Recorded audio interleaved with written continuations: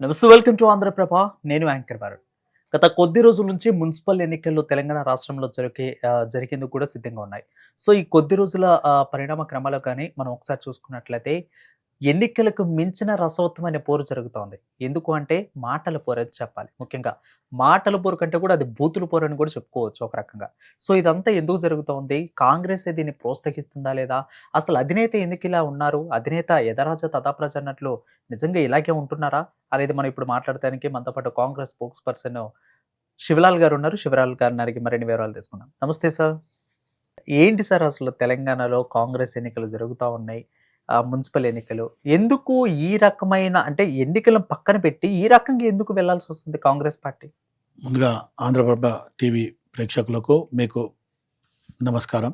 ఈరోజు కాంగ్రెస్ పార్టీయే ఇది మొదలుపెట్టింది అనేది ఎక్కడ లేదు. మనం ఉద్యమ కాలంలో చూడడం జరిగింది. గతంలో కె చంద్రశేఖరరావు అలియాస్ కేసీఆర్ ఉద్యమ కాలంలో మొత్తానికి మాట్లాడేది, మనుషులను రెచ్చగొట్టేది, తెలంగాణ వాళ్ళ జాగో, ఆంధ్ర వాళ్ళ బాగో, ఇంకా కొన్ని తిట్ల పురాణం అంతా కేసీఆర్ మొదలుపెట్టిండు. కానీ అది ఉద్యమ కాలంలో వరకు నీళ్లు, నిధులు, నియామకాలు అన్న వరకు అయితే అది కూడా మేమందరం కూడా ఓకే అనుకోవడం జరిగింది. కానీ ఆ తర్వాత ఏదైతే సోనియా గాంధీ గారు తెలంగాణ ఇవ్వడానికి ఇటు మీరా కుమార్ని కానీ, లేకపోతే సుష్మా స్వరాజ్ గారిని కానీ పర్సనల్గా మాట్లాడడం జరిగింది. తెలంగాణ ఇవ్వడానికి ఈవెన్ బీజేపీ కూడా ఆ టైంలో సుముఖంగా లేదు. ఖచ్చితంగా విరుద్ధంగానే ఉంది. కానీ సోనియా గాంధీ గారి చొరవ వల్ల సుష్మా స్వరాజ్ గారిని పిలిచి మాట్లాడి తెలంగాణలో యువకులు చనిపోతున్నారు, మనకు బాగుండదు, అట్లీస్ట్ పిల్లలు కదా అనే రకంగా ఆలోచించి చేస్తే, ఎప్పుడైతే తెలంగాణ ఇచ్చినప్పుడు ఖాళీ టీఆర్ఎస్కే ఉన్నది ఇద్దరు. ఒకటి విజయశాంతి గారు, తర్వాత చంద్రశేఖరరావు గారు. ఆ తర్వాత ఉన్నదంతా కూడా కాంగ్రెస్ పార్టీ ఎంపీలు, మిగతా వాళ్ళని కూడగట్టుకొని బిల్లు పెట్టడం జరిగింది. బిల్లు పెట్టినప్పుడు ఆలోచిస్తే ఆ టైంలో కేసీఆర్ నిజంగా కూడా బిల్లు పెట్టినప్పుడు మొత్తం పార్లమెంట్లోనే లేడు.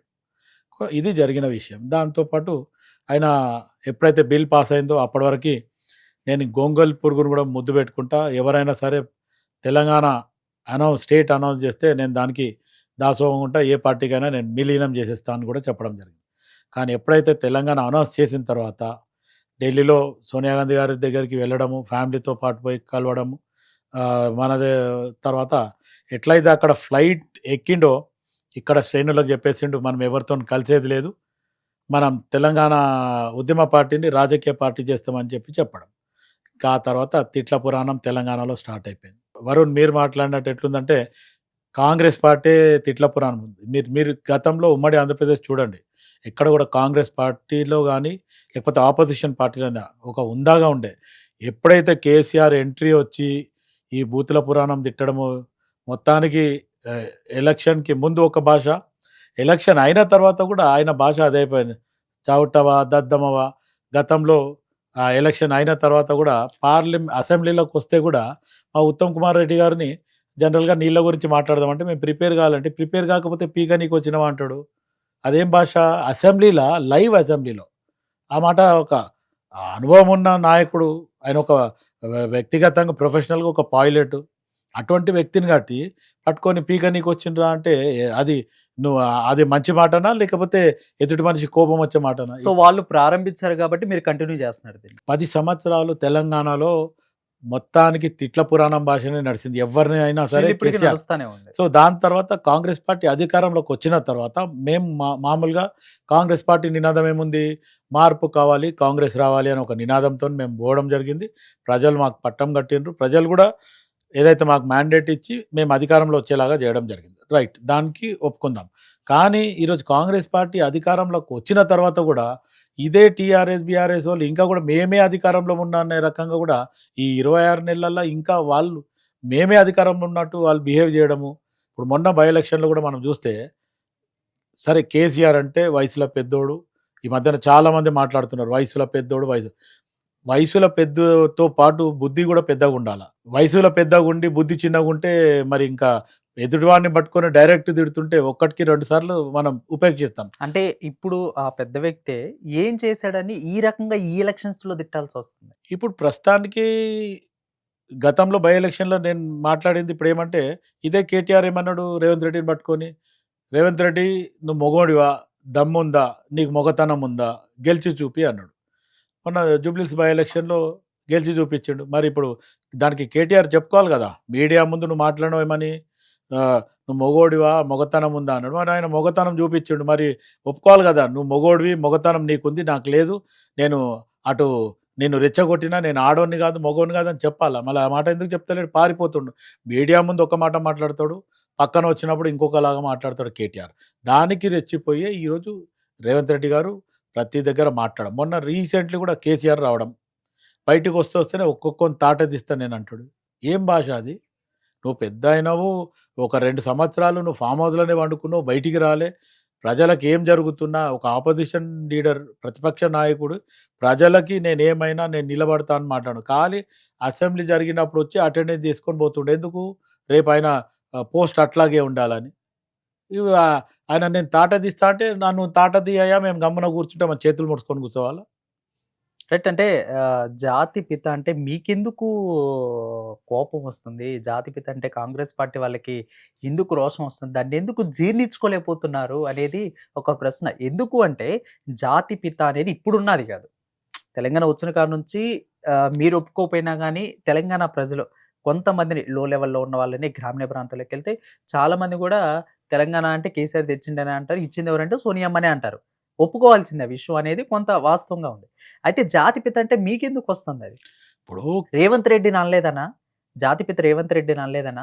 లేదు అంటే రేవంత్ రెడ్డి కంటే మించిన మహానుభావులు కాంగ్రెస్ పార్టీలో ఉన్నారు. వీహెచ్ గాని ఇలాంటి సీనియర్ నేతలున్నారు. వీళ్ళని అనట్లేదనా? లేదంటే జాతిపిత అంటే మీకు జీర్ణించుకోలేకపోతున్నారా? జాతిపిత గురించి కాంగ్రెస్ పార్టీకి ఎక్కడ కూడా అబ్జెక్షన్ లేదు. కాకపోతే కేసీఆర్‌ని జాతిపిత అనడం అబ్జెక్షన్. ఎందుకంటే మనం ఆల్రెడీ గతంలో కూడా చూడడం జరిగింది. ప్రొఫెసర్ జయశంకర్ గారు ఆల్రెడీ తెలంగాణ 1969లో జరిగిన ఉద్యమ కాడ నుంచి ఇప్పటివరకి కనీసం ఆయన పెళ్లి చేసుకోలేదు. ఆయన ఆస్తులు సంపాదించలేదు.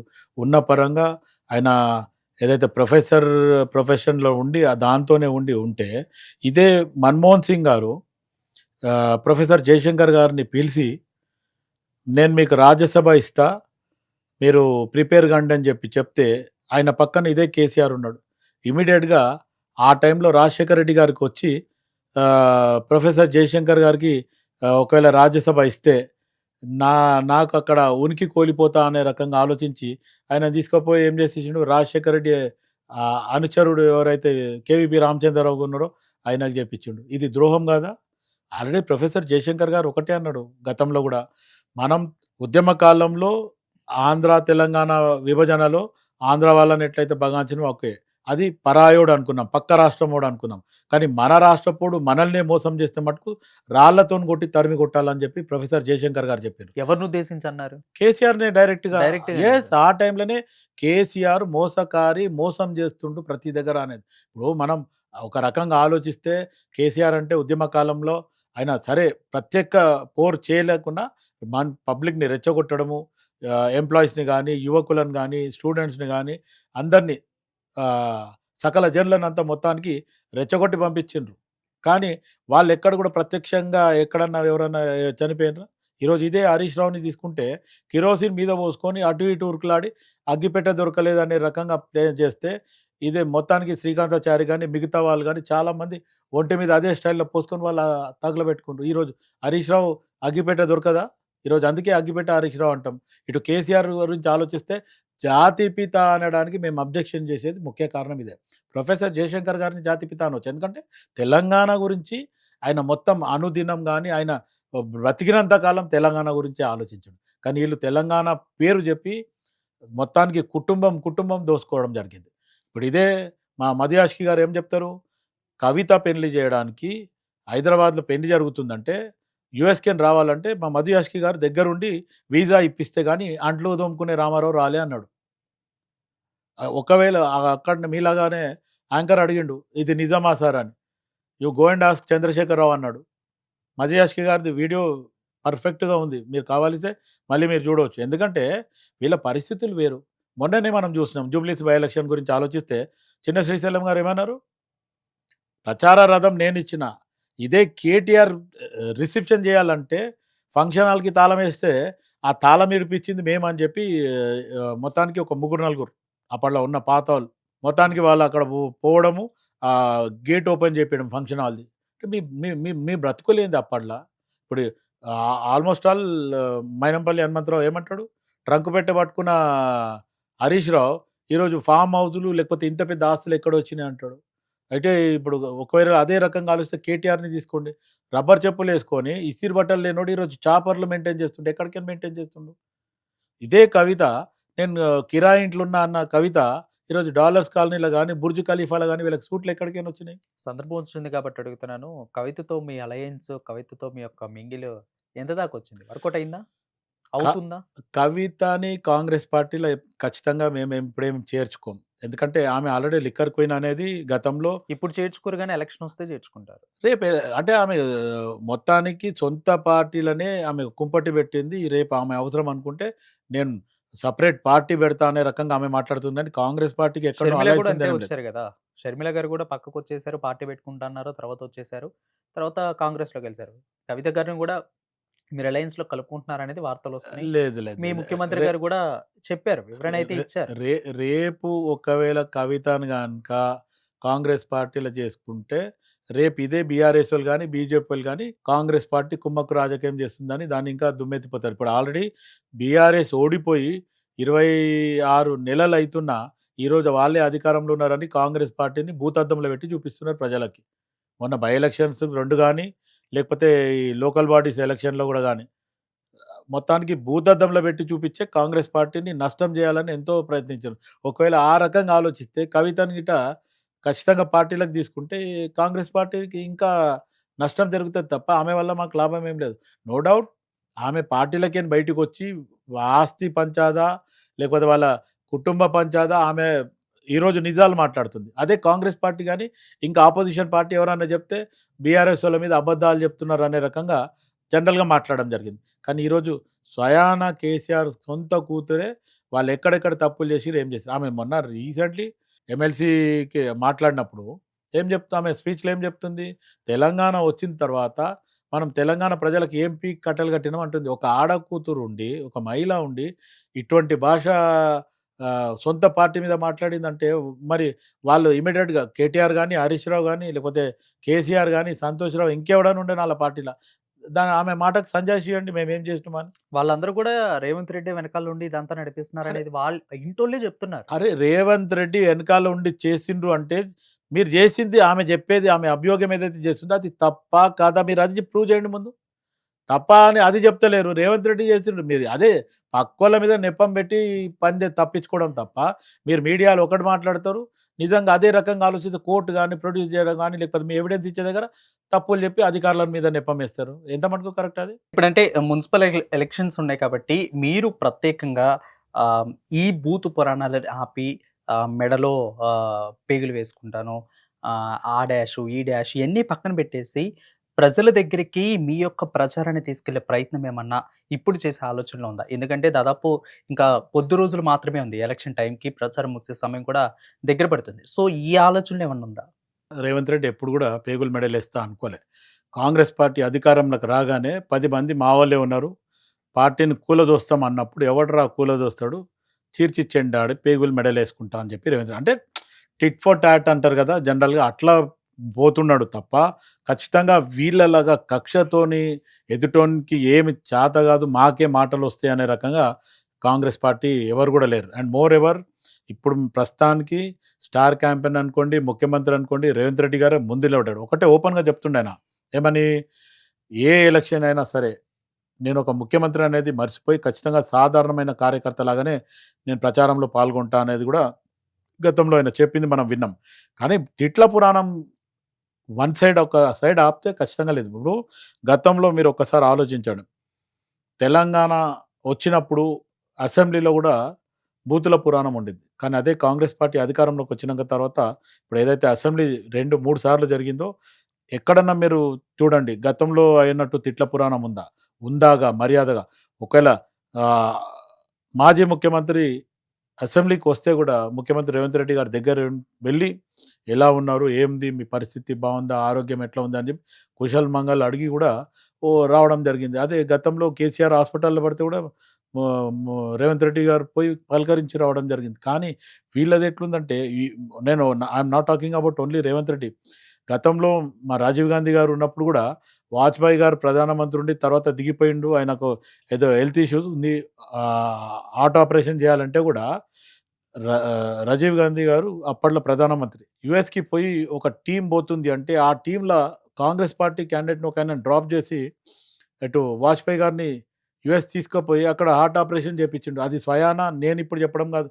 వాజ్పేయి గారే ఓపెన్‌గా చెప్పడం జరిగింది. అంటే కాంగ్రెస్ పార్టీ నినాదం అట్లుంటుంది. అంటే జియో ఆర్ జీనేదో అంటారు గదా! ఆ రకంగా ఉంటది గానీ, ఇప్పుడు ఈ కేసీఆర్ అండ్ కంపెనీ వచ్చిన తర్వాతనే బూతుల పురాణం. మీరు ఒక్కసారి రేవంత్ రెడ్డి గారిని పక్కన పెడితే, మా మహేష్ కుమార్ గౌడ్‌ని తీసుకోండి, లేకపోతే మా మధు యాష్కి గారిని తీసుకోండి, లేకపోతే శ్రీధర్ బాబు గారిని తీసుకోండి. ఇంకెవరన్నా ఈ రకంగా ఎందుకంటే, గతంలో కేసీఆర్ నేర్పించిన విద్యని అప్పజెప్పిన దాంట్లో రేవంత్ రెడ్డి గారు ఒకళ్ళు, తీన్మార్ మల్లన్న, అరవింద్ తర్వాత బండి సంజయ్. వీళ్ళంతా ఎట్లంటే కేసీఆర్‌కి ఇదే భాష చెప్తేనే అర్థమైతది అనే రకంగా వీళ్ళు అట్లనే ఫిక్స్ అయిపోయిండ్రు కాబట్టి వీళ్ళే ఎక్కువ మాట్లాడతారు. రైట్. మిగతావాళ్ళు మీరెవరినైనా చూడండి. పేరు కూడా ప్రస్తావనకు తీసుకొచ్చారు కాబట్టి, సందర్భం వచ్చింది కాబట్టి అడుగుతున్నాను. మీ పార్టీలో ఉంటూ మీ పార్టీకే తీర్మానం మల్లన్న గాని, ఇలాంటి కొంతమంది వ్యక్తులున్నారు.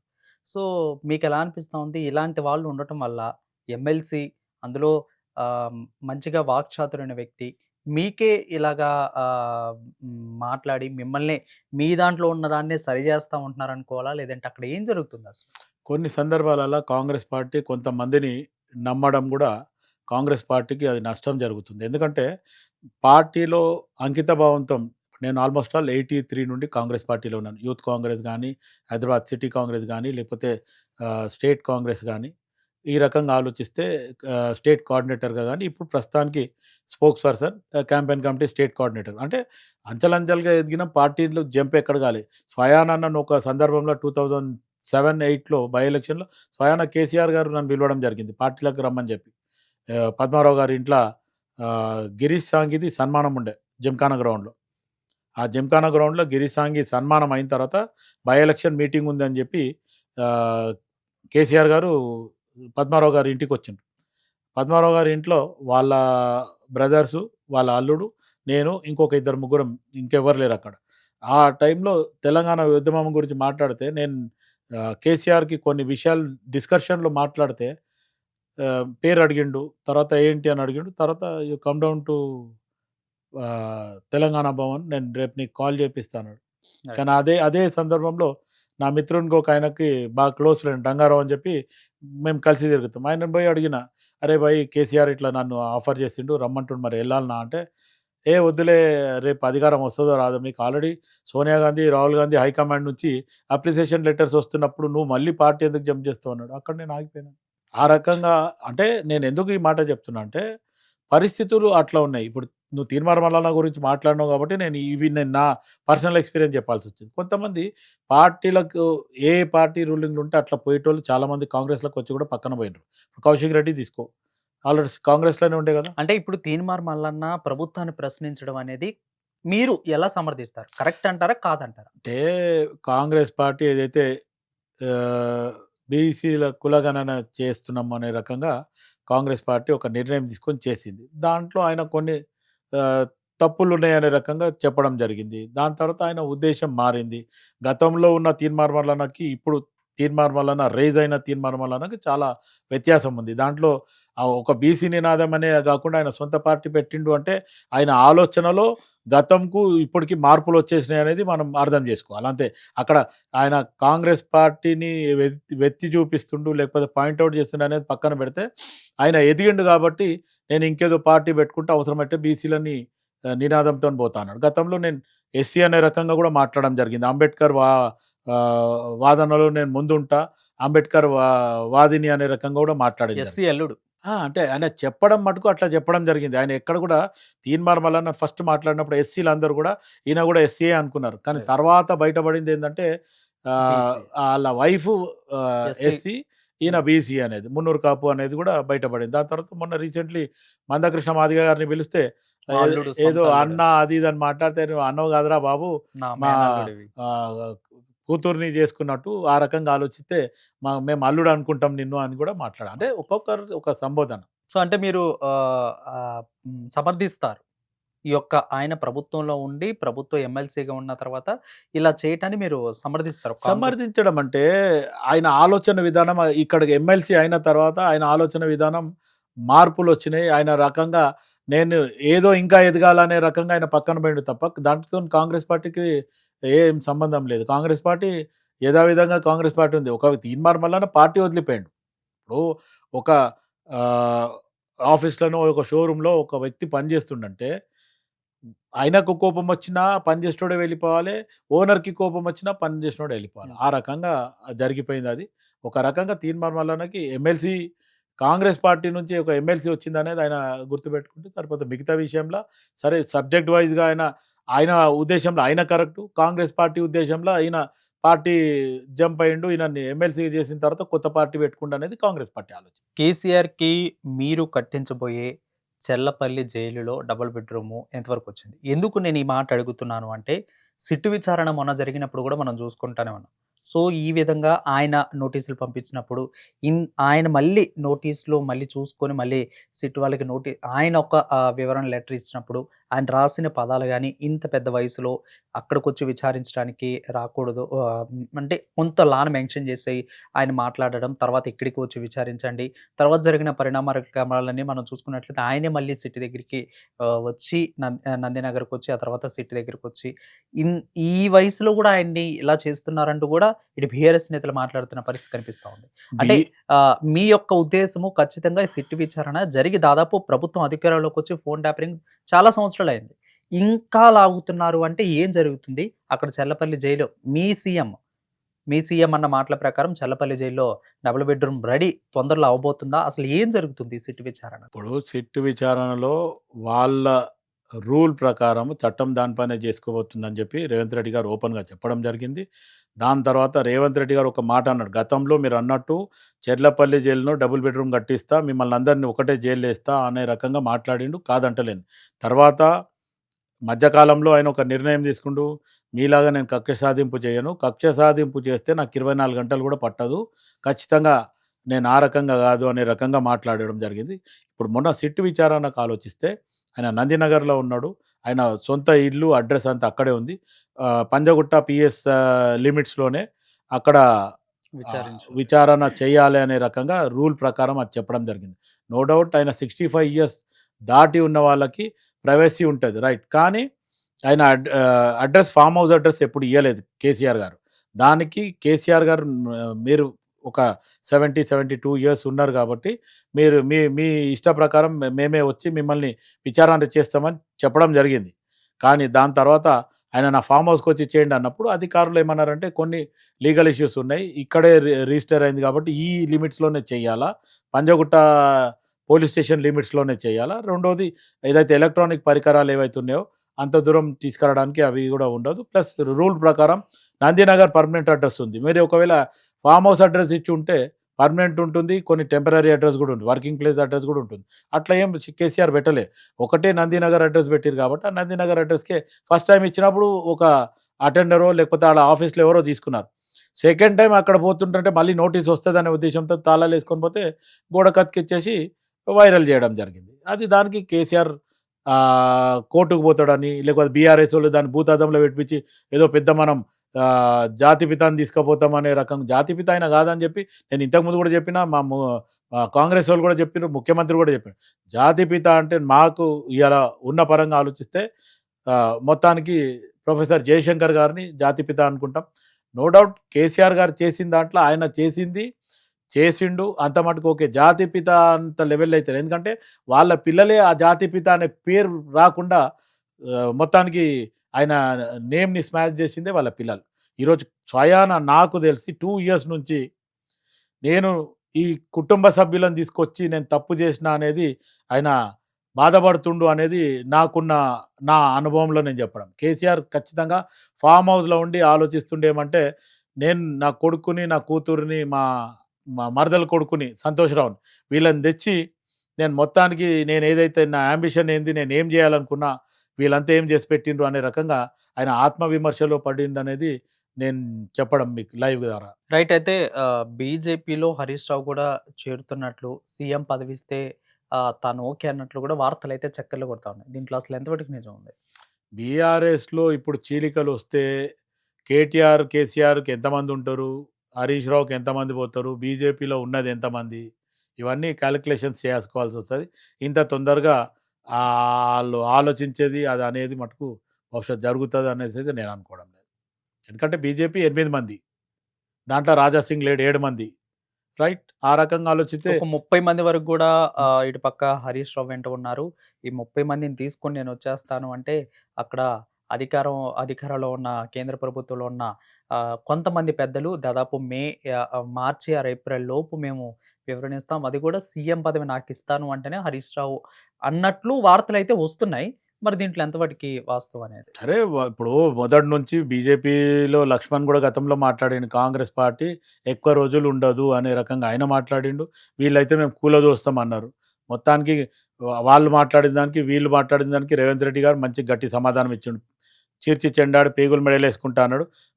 మేము కూడా గేట్లు తెరిచినాం అనే రకంగా కూడా గతంలో మాట్లాడడం జరిగింది. అది కామన్. అంటే రాజకీయ ఎత్తుగడల్లో వాళ్ళు చేసేది వాళ్ళు చేస్తుండ్రు.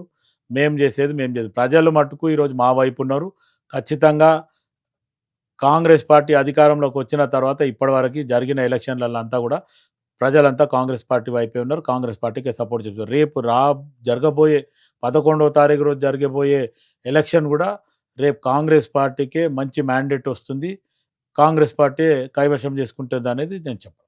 రైట్. ఫైనలీ మున్సిపల్ ఎలక్షన్స్‌లో జరగబోయే ఎలక్షన్స్‌లో మీ యొక్క లక్ష్యం ఏంటి అసలు? ఏ విధంగా మీరు ముందుకెళ్తున్నారసలు? కాంగ్రెస్ పార్టీ ఏదైతే ప్రజలకిచ్చిన హామీలని పూర్తి చేస్తూ, నిజంగా గూడా మేము రూ. 2,500 ఇవ్వలేదు. తులం బంగారం ఇవ్వలేదు. కానీ ఈ ఈ ఫిబ్రవరి ఎండింగ్ లోపల రూ. 2,500 ఇస్తామని చెప్పి గతంలో బై ఎలక్షన్‌లో ముఖ్యమంత్రి రేవంత్ రెడ్డి గారు చెప్పడం జరిగింది.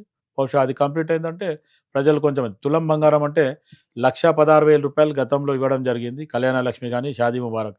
ఇప్పుడు బంగారంకొస్తే తులం బంగారమే రూ. 1,80,000 దగ్గర దగ్గర 2,00,000 వరకు పోయింది కాబట్టి బహుశా దాని గురించి కొంచెం ఆలోచిస్తారు. ఎందుకంటే నేను ఎందుకు ఈ మాట అంటున్నా అంటే గతంలో మిగులు బడ్జెట్ రాష్ట్రం తెలంగాణ ఇస్తే ఈరోజు అప్పుల రాష్ట్రం చేసి ఒక్కొక్కరు తలకాయ పైన రూ. 1,50,000 అప్పు టీఆర్ఎస్, బీఆర్ఎస్ వాళ్ళు చేసిపోయినరు.